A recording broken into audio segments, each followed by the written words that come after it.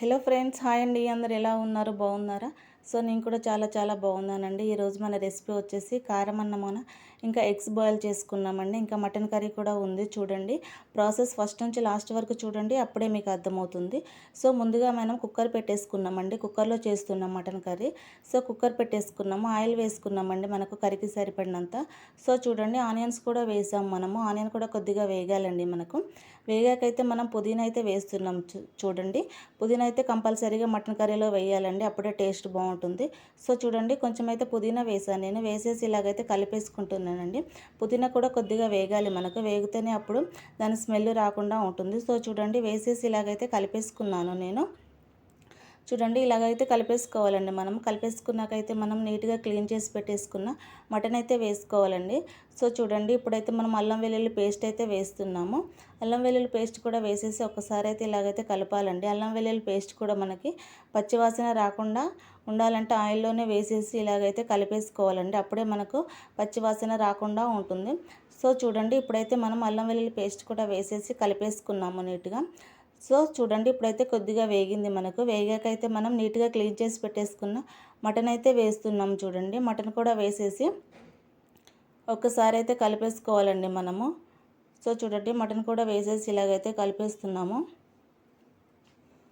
ఒక 5 to 10 minutes అయితే ఉడకాలండి, అప్పుడే విజిల్ పెట్టుకోకూడదు. సో చూడండి ఇప్పుడైతే వాటర్ అయితే బయటకు వచ్చేస్తుంది. ఇప్పుడైతే మనం మసాలాలన్నీ వేసుకోవాలండి. సో చూడండి ఇప్పుడైతే పసుపు అయితే వేసాము మనము. పసుపు కూడా వేసాక సాల్ట్ కూడా వేసుకోవాలి. చూడండి సాల్ట్ కూడా వేసుకున్నామండి. సాల్ట్ కూడా వేసేసి కారం అయితే వేసుకోవాలి. సో చూడండి మనకు కర్రీకి సరిపడినంత కారం అయితే వేసుకోవాలండి. సో ఇప్పుడైతే నేనైతే కారం అయితే వేసాను. కారం కూడా వేసేసి కలిపేసుకోవాలండి. ఇప్పుడైతే మనము ధనియాల పొడి కూడా వేస్తున్నాం. చూడండి ధనియాల పొడి ఇంకా గరం మసాలా కూడా వేసుకోవాలండి. వేసేసుకొని టమాటా కూడా వేసుకోవాలి. సో చూడండి నేనైతే 2 టమాటాలు అయితే వేసాను. టమాటా కూడా వేసేసి 3 విజిల్స్ పెట్టేసుకుంటే మనకు ఉడికిపోతుందండి. మనకైతే మటన్ కర్రీ అయితే రెడీ అయిపోయింది. సో చూడండి ఇప్పుడైతే మనం ఎగ్స్ అయితే బాయిల్ చేసుకున్నాము. ఇంకైతే చిప్స్ కూడా వేయించేసుకొని పక్కన పెట్టుకున్నాం. చూడండి ఇలాగ చిప్స్ కూడా వేయించేసి పక్కన పెట్టేసుకొని ఇప్పుడైతే కారమన్నం అయితే చేస్తున్నాం. చూడండి కారమన్నం కోసం మనమైతే ప్రాసెస్ అయితే చూద్దాము. ముందుగా మిక్సీ తీసుకున్నామండి. మిక్సీలో మనమైతే కారం వేసాము. కారం వేసాక జీలకర్ర వేసామండి. జీలకర్ర ఎల్లిపాయలు కూడా వేసామండి. వేసేసి మనము సాల్ట్ కూడా వేసుకోవాలండి. సాల్ట్ కూడా వేసేసి మనం పల్స్లో బరకగా మనం మిక్సీ పట్టుకోవాలండి, మెత్తగా చేసుకోకూడదు. పల్స్లో పట్టేసుకుంటే మనకి బాగుంటుంది. సో చూడండి ఇప్పుడైతే మనం కారమన్నం వేసుకొని ఇలాగైతే కలిపేసుకుంటున్నాము. బాయిల్ చేసుకున్న ఎగ్ కూడా పెట్టేసుకున్నామండి. సో చూడండి మనకు చాలా బాగుంటుందండి కారమన్నం అయితే. మార్నింగ్ చేసిన మటన్ కర్రీ అయిపోయింది. అయితే ఇప్పుడైతే నేను కారమన్నం అయితే చేశాను. సో చూడండి చూస్తుంటేనే తినాలనిపిస్తుంది కదా.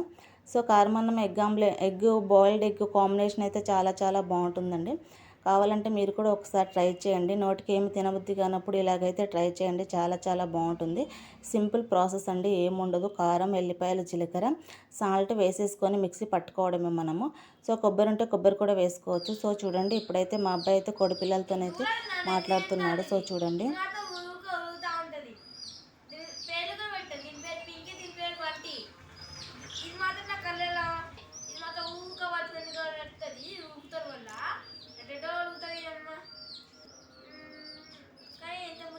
సో చూడండి ఇలాగైతే మాట్లాడుతున్నాడు.